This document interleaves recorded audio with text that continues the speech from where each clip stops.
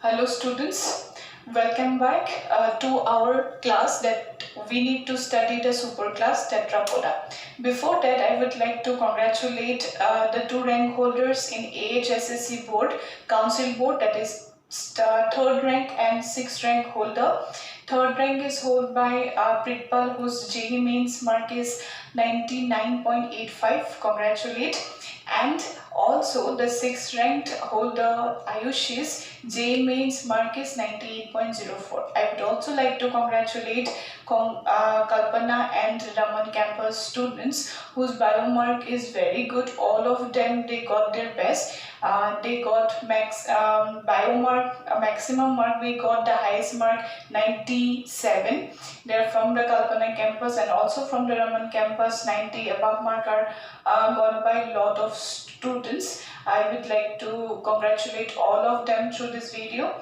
And yeah, for you people, after 2 years you will also get the same position where your results will be out. So for that you have to do a very good start, and after that only can give you good result. So from that point of view, we have to be very much sincere so that at one period of time your results will be also good. Okay, so for that you will also do your best. We will also work as hard as possible. So let's just move to our part. So in this video we will start the class Amphibia. Before that we have to see the superclass. The superclass is Tetrapoda. Tetrapoda means those organisms who have 4 limbs, right? So let's just see some of the characteristics. Under the superclass Tetrapoda, we are going to have 4 classes: Amphibia, Reptilia, ape and mammal. So in case of the superclass Tetrapoda, let's just see some general characteristics. What are they? They have 2 pairs of limbs, the forelimbs and the hind limbs. Next one, the skin is adapted to withstand to expose to air. See, now the organisms, they are terrestrial. So to live in the terrestrial environment, their skin have to be also very much specialized so that they can withstand in that environment, terrestrial environment where air is the medium. Next one, see, they have the lungs for aerial adaptation. In air, see, the main respiratory organ is lung, and in aquatic condition the main respiratory organ is the gill, right? And in case of the terrestrial environment, because tetrapods, most of the tetrapods, they are terrestrial, they have lungs also. Amphibia is one of the class where the species, they are found also in water, so they have gills at least in some period of life, but yes, lungs will be also present, right? Next one, come to the next 4th point, that sensory organs, they are adapted to work, adapted to sense in the aerial environment, that is the sense of smelling, sense of touch, sense of hearing, sense of vision. All of those senses, they have to be specialized to work in the terrestrial environment where the medium is air. Okay, so these are the general characteristics of the superclass Tetrapoda. Under the superclass we will see 4 classes, and those classes are Amphibia, Reptilia, ape and mammal. So we will start the first class. That class is Amphibia. So in that class Amphibia, what we will see, this is the first organism, first group of organism under the amphibians. So what is the meaning of Amphibia? It is coming from the Greek word where amphi means dual or duos, where 2 habitat is involved, and bios means life. That means this organism have dual life. That means this organism can live in the aquatic condition as well as they can live also in the terrestrial environment. They are found in both these 2 type of environment, right? So let us move to their general characteristics. First of all, the skin. So what is the type of skin? The skin is smooth, moist and glandular. See, this is a very unique characteristics to work actually in the aquatic environment as well as in the terrestrial environment, right? So first of all, their skin is smooth. This organism do not have the scales, but yes, there is an organism, there is actually one order Okay, there is a order where the organism is ichthyophis. Okay, so ichthyophis is also known as blind worm, where we can see the scales. So scales are present, but it is actually embedded inside the skin. So it is present beneath the skin. The scales are present. Otherwise, the rest of the organisms, the skin is smooth. They are devoid of scales. Next one, this is moist also, as the moist skin, this is very much important to have the cutaneous respiration. See, if it is in case of the frogs will have the cutaneous respiration whenever the frog is in the aquatic environment, as well as whenever they are found in the estivation and hibernation state. So their skin have to be very much moist so that easy diffusion can be possible. Next thing, it has to be also glandular. Glands are present, cutaneous glands are there, where from where slimy substances are releasing and keep the environment, keep the skin moist also. So their skin is smooth, moist and glandular in one order, that is Cicelia. Under that there is a species present, that is ichthyofish. This is also known as blind worm. It just look like a worm, which is commonly known as blind worm, who have the scales, but that scale is present beneath the skin. Right. Otherwise, in case of the other orders, like you can see in case of the frog or in case of salamanders, their skin is completely devoid of scales. Right. This is a very important point. Next one, they have two pairs of limbs. Yeah, limb point is also very much important. See, all of the organisms are not going to have the four limbs or two pairs of limbs. Why? Because you can see this order. This order, you can see this is known as Apoda. This organism, Apoda, this order Apoda do not have any limb. Worm-like organisms, ichthyofish, they actually are having scales beneath the skin, and along with that they also devoid of the limbs. This is actually the most primitive amphibian, so that's why they actually resemble to the fishes to certain extent, and also start to have some amphibian characteristics also. Remember that order is Apoda, where the limbs are absent. It is just look like a worm, right? So normally we will see the two pairs of limbs. They are found in the frog group or some another organisms. They are salamander, just look like the lizards. Yes, they are salamanders. They also have two pairs of limbs. Next one, gills are present at least in the larval stage. See, if you see one group of organism, that is frog. Frog belong to the order. That order is Anura, right? So in this order Anura, one example is frog. So this group of organism, this have a larval stage. Frog's larva is known as tadpole larva.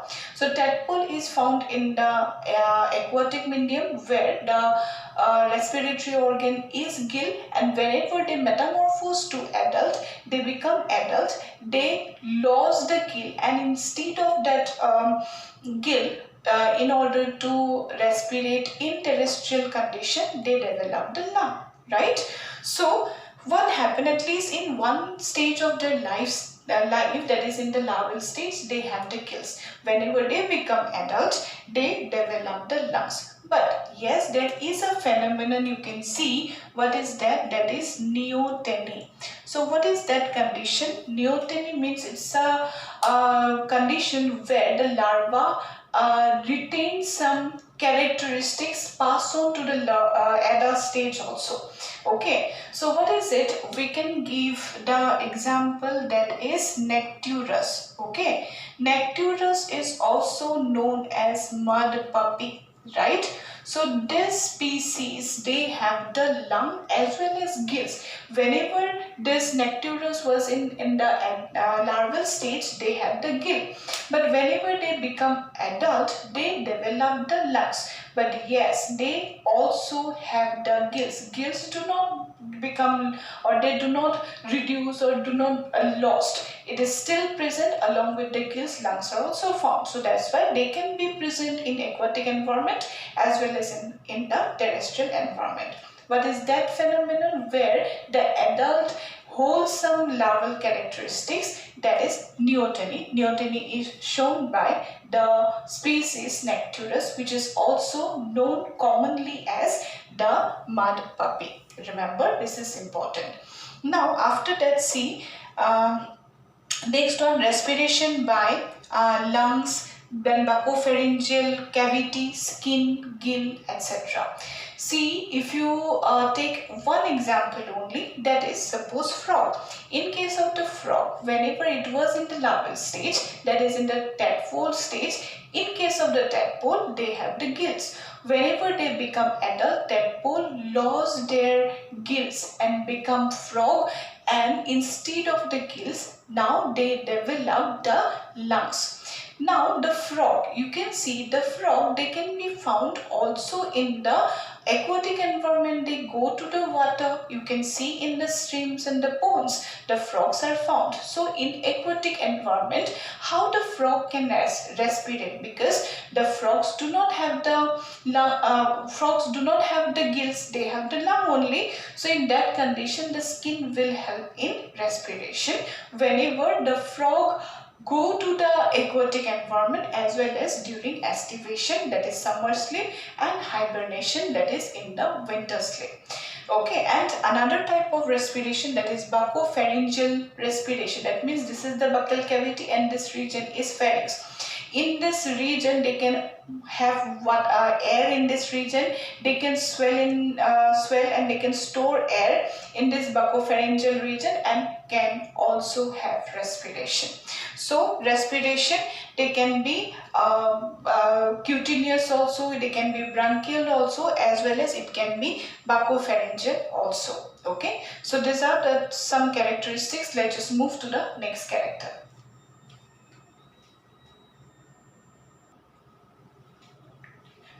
After that, see the next characteristics, that is in case of the amphibia, the skull is dicondylic. Dicondylic skull means, already in the fishes I have told you that we have two occipital condyle who actually supports the spinal cord in the neck region, where there is no bony structure covers it. Because you can see in the brain is covered by the skull and the spinal cord is covered by the vertebral column. In this neck region, we have only the spinal cord which have to be covered. There is actually a connection from the skull. There are two occipital condyle actually arise, and it attaches to the first vertebrae, right? And if it is in case of the amphibia and mammalia, we are going to have two occipital condyle, and in case of the fish, reptilia and aves, they have only one occipital condyle. So in case of amphibia and mammalia, we have two occipital condyle. So that's why our skull is dicondylic. Remember, in case of the amphibia, okay, in case of the amphibia and mammalia, we are going to have the dicondylic skull. Very much important. Next, come to the point that is about the circulatory system. Already I told that heart is developed. In case of the fishes, two-chambered heart was present, where one was ventricle, another is auricle. Now come to the next point. If it is in case of amphibia, they have three-chambered heart, two auricle and one single ventricle. Okay, so suppose this is the heart, right? So it will be like this. It will be like this. Okay, so they are going to have two auricles. There are two auricles and one single ventricle present, where actually from the right side deoxygenated blood will come, and from this left side oxygenated blood come, right? And from the heart the mixed blood comes out. That means here actually in the ventricle the oxygenated and deoxygenated blood they mix, and whenever the heart pumps, the oxygenated as well as deoxygenated, both the two type of blood is actually pumped out. Okay, so remember, if it comes to the heart is three chambered. There are two auricles and one single ventricle where they actually pump the mixed blood. Okay, remember, they pump mixed blood. Okay, mixed blood means both oxygenated and deoxygenated blood. Next one, see, kidney is mesonephric. See, till now the amphibians, they are found in the aquatic environment. They have well developed renal portal system. Renal portal system is present. Why? Because they have the mesonephric kidney. See, a lot of organism urinary bladder is absent, but yes, in case of the frog, urinary bladder is present. If you see the waste product, the two type of waste products are urea and ammonia. If it comes to the aquatic amphibia, they are going to have the ammonia as the waste product, and if it comes to the terrestrial amphibia like frogs, the frogs will have the waste product, that is urea.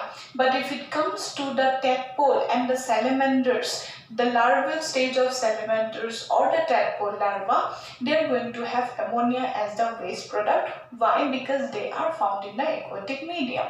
Let me tell you one very important point, that is, in case of the tadpole larva, they also have the lateral line organ. Remember, it is not only the fishes who have the lateral line organ. In case of the tadpole larva, they also have the lateral line organ. But whenever they metamorphose to the adult, lateral line organ that is also lost. Right? Next one, see. Here I have told that urinary bladder is present in case of the frog. Remember that the larvae of salamanders are ammonotelic, where the frogs are ureotelic. That means the larvae of salamanders, they are found in the aquatic medium, so that's why they are ammonotelic, and the frogs, they are terrestrial organisms, so that's why their waste product is urea. Right? Next one, see, ear is represented by tympana. See, in case of our ear is presented by one structure that is known as pinna. So we have the external ear, middle ear and internal ear. In case of the frogs, external ear is absent. Remember, we have three parts: external ear, middle ear and internal ear, right? What happened to the frogs? The external ear part is absent. Their ear will be started from the middle ear, and the starting point where the ear is started, the middle ear and internal ear, in the opening of the middle ear is going to have one membrane that we generally used to call, in case of our ear is eardrum, that tympanum, or in case of us we will call this as tympanic membrane or eardrum. Eardrum represents their ear. Okay, so external ear is absent in case of the frogs. In case of amphibia, the external ear is absent. They have only two, that is middle ear and internal ear. And the first part of the ear, that is just a membrane, and this membrane name is called as tympanum. Right? Now come to the next point, that is their cranial nerve. How many cranial nerves are present? 10 pairs of cranial nerve. But if you see in case of us, reptiles also, ape also, mammal also, in case of us we have 12 pairs of cranial nerves. We have to know all the names of cranial nerves along with the function whenever we will come to the neural regulation, nervous control. We will see all the cranial nerves, but now just remember, in case of frogs, they have frogs means in case of all the amphibians, they have 10 pairs of cranial nerve, as well as spinal accessory nerve, they are also 10 pairs, right? The nerve arise from the brain are called as cranial nerve, and the nerve arise from the spinal cord are known as spinal accessory nerve. In case of us, human have 31 pairs of spinal accessory nerve and 12 pairs of cranial nerves. In case of the amphibians, they have 10 pairs of cranial nerve as well as 10 pairs of spinal accessory nerves. Now come to the next point, that is male organism. Male amphibians, they lack the copulatory organ. They don't have the penis-like organ. So that's why, as the copulatory organ is absent, so that's why they have to have external fertilization. Male as well as the female, they go to the water, and in the water they lay the eggs, and the eggs are fertilized by the sperms. They are released by the male in the water. So they have external fertilization. But yes, I told you about one organism, that was blind worm, ichthyofish, Cecilia or Apoda. That organism where the skin actually embed the scales. In case of them, they are having the copulatory organ, and that's why they had internal fertilization. But rather, in case of Urodela and Anura, these organisms, they are going to have the external fertilization only. Why? Because this organism do not have the copulatory organ. They have one common opening through which they release urine, then gamete as well as the fecal matter. What is that opening called? That is known as cloaca. So I have written here, cloaca or cloacal aperture is present in some of the organisms, some of the species of amphibia like frogs. They have a common opening through which they release the urine, gamete as well as excreta. So that common opening is called as cloaca or cloacal aperture, right? Next one, see, if you see the amphibians, we have Apoda, Urodela and Anura. Apoda, this organism, suppose this is the Apoda, this is just like a worm, okay? They hold the eggs inside their body, okay, for a long period of time until they hatch, okay? So suppose this is the worm, they actually make a coil around their eggs, right? So that is known as Apoda. One example is ichthyofish. Second order, that is Urodela. Urodela means this organism, this is just like lizards, okay? Suppose this is the organism who have the tail also. They will have 2 pairs of limbs also, and lizard-like structure, lizard-like body, where 2 pairs of limbs are present, along with that tail is also present, right? So one organism, that is salamander.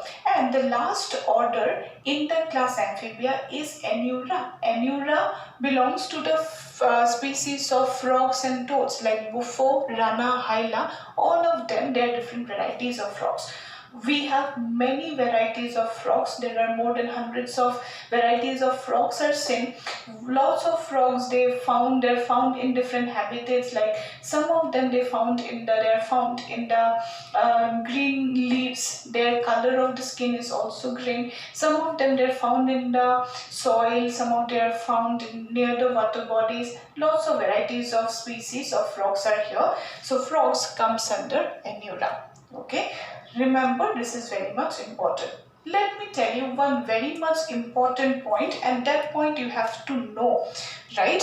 And what is that? This is known as pedogenesis. Okay. Now what is pedogenesis means? Okay, just remember that. What is pedogenesis? That normally if you see the organism's life cycle, suppose there is a tadpole larva. Tadpole larva is a young organism. This is just a juvenile stage, isn't that? They are just morphologically, they grow, right?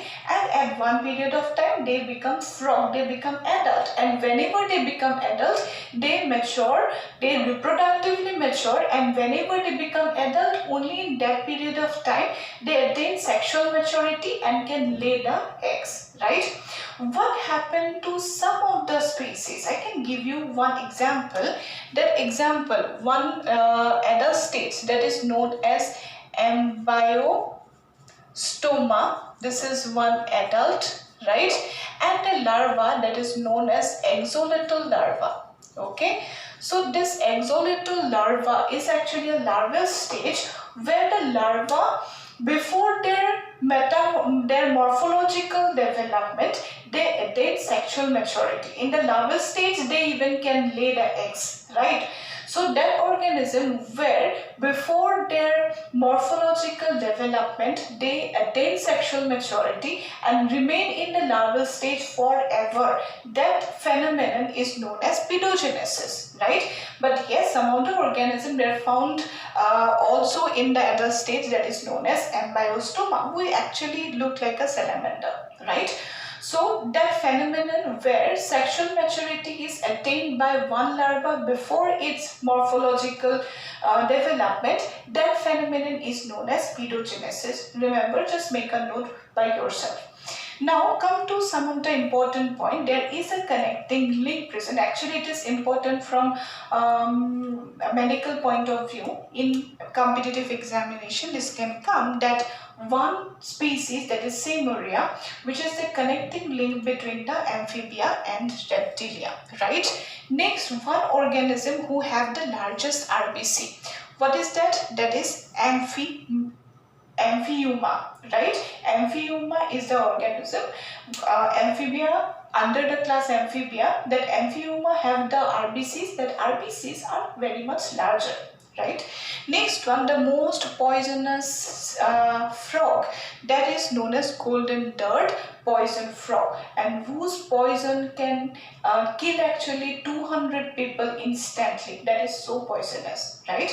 Next one, see, there is a period called Carboniferous period, which is called as the age of the amphibia. See, whenever it comes to the evolution of all of the classes, phylum, orders and the species, it is not possible that we can tell it is 2 years ago or 3 years. It is million years ago, right?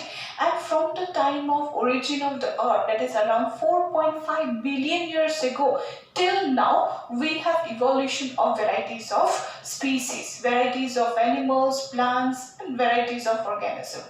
So that's why to understand where the organism is actually have evolved, so that's why we have divided the different years, suppose 1000 year, million year as one period, then era, then actually it is divided from time to time, right?